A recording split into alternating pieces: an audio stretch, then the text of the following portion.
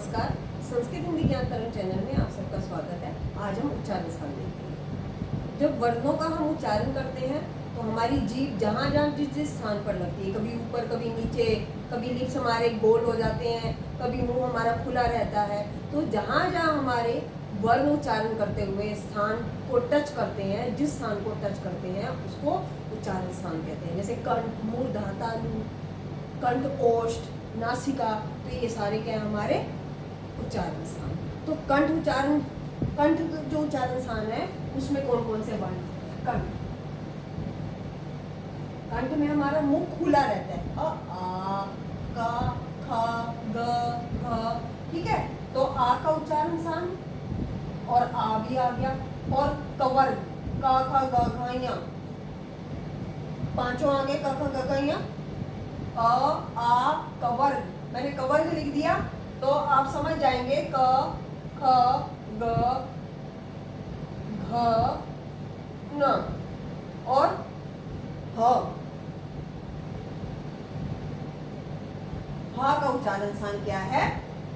कंठ। तो अ, आ, कवर्ग और ह का उच्चारण स्थान क्या है? कंठ। क्या है? अ, आ।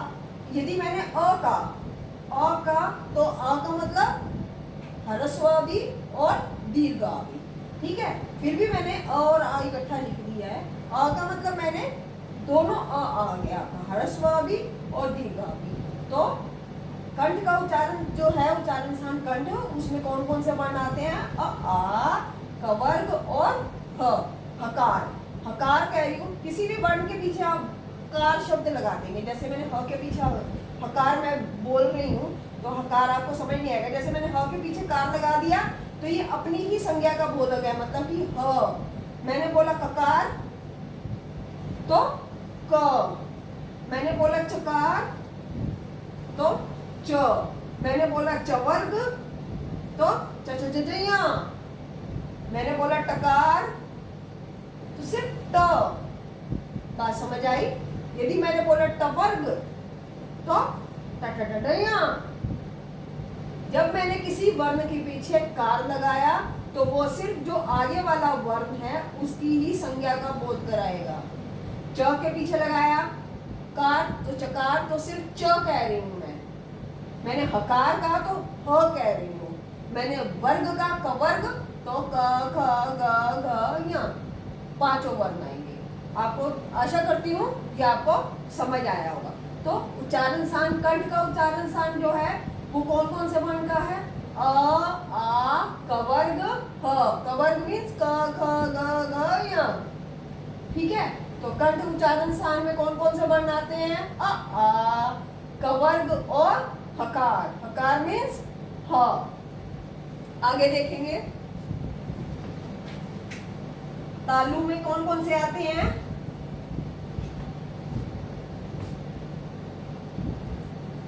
तालु में ई और ई भी है और चवर्ग। चवर्ग मीन्स च और य, यकार, य और श। इनका उच्चारण स्थान क्या होता है? तालु। ई, चवर्ग, य, श। लिख के देखेंगे तभी याद होगा। तालु का उच्चारण स्थान जो है, तालु उच्चारण स्थान, उसमें कौन कौन से वर्ण आते हैं? ई, चवर्ग, य और श। बात समझ आई?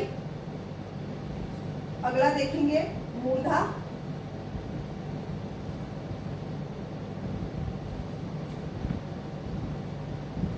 इसमें हम एक चीज और कर सकते हैं आसानी से समझ आने के लिए। हमने पिछली वीडियो में अंतस्थ और ऊष्म देखे थे, याद होगा आपको। 4 अंतस्थ होते हैं, 4 ऊष्म होते हैं। तो एक एक वर्ण अंतस्थ का, एक एक वर्ण ऊष्म का इन वर्गों में आएगा। देखिए एक बार दोबारा देखते हैं।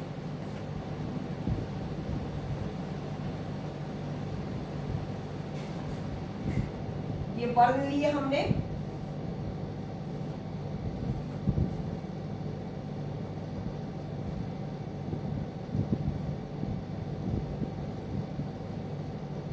याद करने में आसानी हो जाएगी। दोबारा मैं आपको एक बार समझाती हूँ। अ आ, यहाँ हमने वर्ग लिया कौन सा, क वर्ग। अब अंतस्थ हमारे क्या थे, हमें याद होगा अंतस्थ हमारे थे य र ल व। ऊष्म हमारे थे श श स ह। ठीक है, ये हमारे हैं। और वर्ग हमारे 5 थे। ठीक है, यहाँ पर हमने लिखा कंठ में अ आ क वर्ग, और हमारा अंतस्थ कोई भी नहीं है ये कंठ में, ऊष्म है। तो लास्ट वाला ऊष्म कौन सा था हमारा, ह। हा का उच्चारण स्थान क्या है, कंठ। पेशेंस रखेंगे, ध्यान से देखेंगे, अच्छे से समझ आएगा। नहीं समझ आएगा दोबारा कराऊंगी। दोबारा देखते हैं कंठ का उच्चारण स्थान क्या है। आसान करने के लिए मैंने ये टेबल बनाई है। कंठ का उच्चारण स्थान क्या है, अ आ क वर्ग और ह। आप ऐसे टेबल बना लें, अंतस्थ ऊष्म लिख लें। अंतस्थ कौन सा है, यर अलावा ऊष्म कौन सा है। अब लास्ट वाला ऊष्म हमारा पहली लाइन में आ रहा है, इस चीज का आप ध्यान रखिए। ठीक है, अब कंठ का उच्चारण स्थान क्या है, अ आ क वर्ग और ह। अ आ क वर्ग और ह। अब तालु का उच्चारण स्थान जो है वो किस किस का है, ई का, च वर्ग का, और अंतस्थ कौन सा है, य। ऊष्म कौन सा है पहला, श। अब आसान हुआ, शायद अब आसान हुआ होगा। तालु का उच्चारण स्थान क्या है, तालु उच्चारण स्थान किन वर्णों का है, ई च वर्ग य श। ई च वर्ग च च ज य, य और श।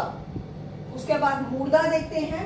मूर्धा री, दीर्घ री, एक पैर दो पैर, री और दीर्घ री।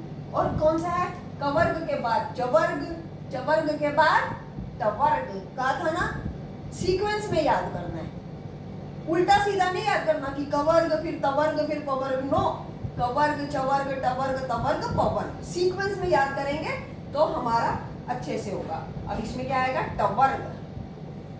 पहला कवर्ग चवर्ग टवर्ग। अंतस्थ कौन सा है, र। ऊष्म कौन सा है, श। समझ आया। मूर्धा में क्या क्या आएगा, ह्रस्वरी दीर्घ री। री मैंने कह दिया तो उसमें दोनों री आएंगे, ह्रस्वी दीर्घ भी। तो री टवर्ग टटया, र और श, ये हमारे क्या हुए, मूर्धा। समझ आया। दोबारा देखेंगे, अ आ का वर्ग और हकार हमारा हुआ कंठ। टेबल आप ऐसे बना लेंगे, ऊपर अंतस्थ ऊष्म भी लिख लेंगे। याद करने के लिए सीक्वेंस में आप बना लेंगे, आपको कोई टेंशन नहीं होगी। तालु में क्या आएगा, ई च वर्ग य श। मूर्धा में री ट वर्ग र श। ठीक है, अंतस्थ क्या थे, य र ल व। ऊष्म क्या थे, श श स ह। हा हमारा ऊपर आ गया। सीक्वेंस में ही याद करना है, य र ल व श श स ह। तो सीक्वेंस में याद करेंगे तो आपकी गलती नहीं होगी। तो हमारे 3 उच्चारण स्थान हुए, कंठ, तालु, मूर्धा। दोबारा देखेंगे तीनों को। कंठ, अ क वर्ग हकार, अ क वर्ग हकार। अ मीन्स अ आ, क वर्ग क ख ग घ य। और हकार मीन्स ह, हा हाथी। तालु में ई च वर्ग य श। ई मीन्स दीर्घ, ह्रस्व वृद्धि ई, दीर्घ। च वर्ग च छ ज झ ञ, य श। मूर्धा में री मीन्स ह्रस्व री दीर्घ री। ट वर्ग र श, ट ठ ड ढ, ट ठ ड ढ न, और र और श, पेट कटा श। नेक्स्ट देखेंगे दंत। दंत मीन्स दांत। दंत। स्वर भी देखिए सीक्वेंस में आ ई ऊ नहीं आया, ऊ ओष्ठ में आएगा। री, री के बाद री आता है, तवर्ग के बाद क्या आता है, कवर्ग चवर्ग टवर्ग तवर्ग। त थ द ध न और य र ल श श स। हो गया दंत। ये भी सब साथ में लिया।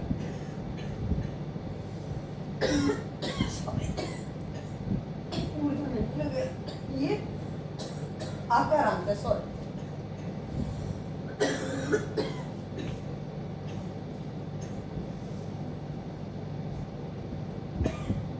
दंत, दंत में री तवर्ग ल स, री तवर्ग द थ द ध न ल और स।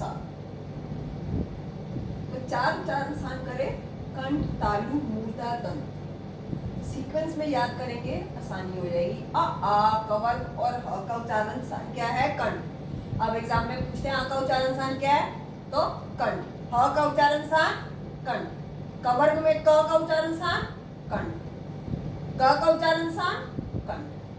य का उच्चारण स्थान इचु यशानम तालु तालु, य तालु।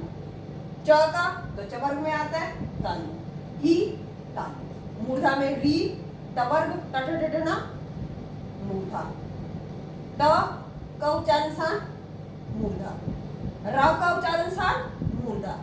शा षटकोण का उच्चारण स्थान मूर्धा। दंत में तवर्ग ता था दा धा न ली मूर्धा।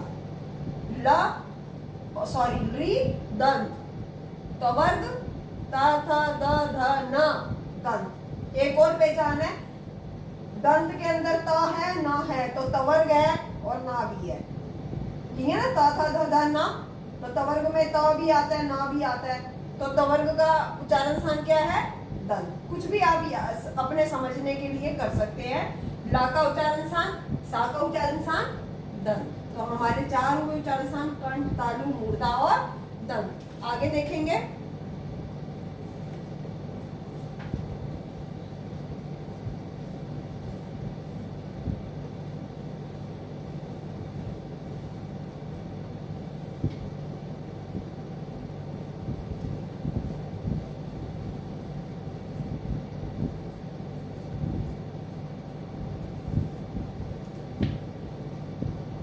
ओष्ठ,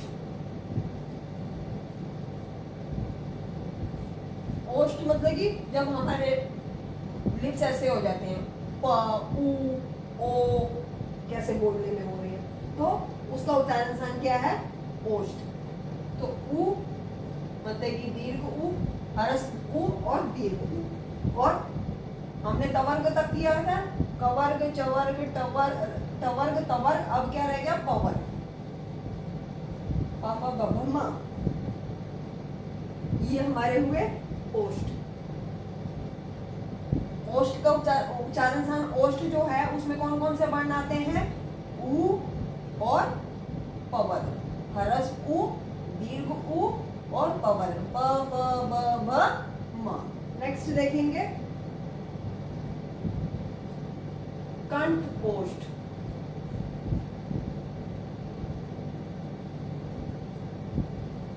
इसको कंठोष्ठ भी कहते हैं, ठीक है। कंठोष्ठ में क्या है, ओ और औ। तो यदि हमने ओ का उच्चारण स्थान पूछा पेपर में कि ओ का उच्चारण स्थान क्या है, तो हम वहां सिर्फ ओष्ठ नहीं लिखेंगे, कंठ नहीं लिखेंगे, कंठ ओष्ठ लिखेंगे, ठीक है। कंठोष्ठ संधि हो जाएगी तो ऐसे हो जाएगा कंठोष्ठ, ठीक है। तो कंठोष्ठ ओ, तो ओ का उच्चारण स्थान क्या है, कंठ ओष्ठ। और कंठ तालु का, जो कंठ भी है तालु भी है, वो क्या है, ए। इंपॉर्टेंट है ये। उसके बाद दंत ओष्ठ, दंत ओष्ठ। संधि कर देंगे तो ये क्या हो जाएगा, दंत ओष्ठ। दंत ओष्ठ संधि कैसे करते हैं वो बाद में बताएंगे। दंत ओष्ठ में सिर्फ व आता है, व, वेरी इंपॉर्टेंट। व का उच्चारण क्या है, उच्चारण स्थान क्या है, दंत ओष्ठ। ठीक है, तो ओष्ठ में कौन कौन से आते हैं, उ और प वर्ग, उ और प वर्ग, प फ ब भ म। कंठ ओष्ठ ओ और औ। इसको ऐसे भी लिख सकते हैं कंठोष्ठ, एग्जामिनर ऐसे भी लिख सकते हैं कि कंठोष्ठ में कौन कौन से आते हैं, और ऐसे भी तोड़ के भी लिख सकते हैं। कंठ तालु क्या हुआ है, ए। कंठ तालु ए। संधि समझने के लिए उच्चारण स्थान का समझना, उसका ज्ञान होना बहुत अनिवार्य है। तो उच्चारण स्थान अच्छे से समझेंगे, बार बार 5 बार लिख के देखेंगे। दंत ओष्ठ में सिर्फ व आता है, सिर्फ व आता है। अच्छा, अब मैंने उच्चारण स्थान कराए, आपको मैंने कहा कि प वर्ग, क वर्ग, च वर्ग सबको ले लिया। अब वर्ग में तो पंचम वर्ण भी आता है, न भी आता है, ण भी आता है ना, पंचम वर्ण आते हैं इसके, प फ ब भ म आता है, न आता है पंचम वर्ण में। तो अब क्या, ना का उच्चारण स्थान हम कंठ लिखेंगे, माँ का उच्चारण स्थान हम ओष्ठ लिखेंगे? नहीं, जितने भी 5वें वर्ण हैं पंचम वर्ण, उनका उच्चारण स्थान क्या है, नासिका। आप भूल के भी गलती नहीं करेंगे कि प वर्ग के अंदर प फ ब भ म आता है, प फ ब भ म आता है, तो माँ का उच्चारण स्थान इसके हिसाब से ओष्ठ हुआ, नो। ठीक है, उच्चारण स्थान माँ का क्या हुआ, नासिका। ठीक है, तो नासिका में कौन कौन से आते हैं, पंचम वर्ण, वर्गों के पंचम वर्ण, वर्गों के 5वें वर्ण। ठीक है, तो 5वें वर्ण जो है उनका उच्चारण स्थान क्या है, नासिका।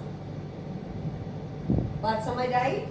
आपको यदि माँ आता है, ना आता है, ण आता है, ना आता है, तो उसका उच्चारण स्थान क्या हुआ, नासिका।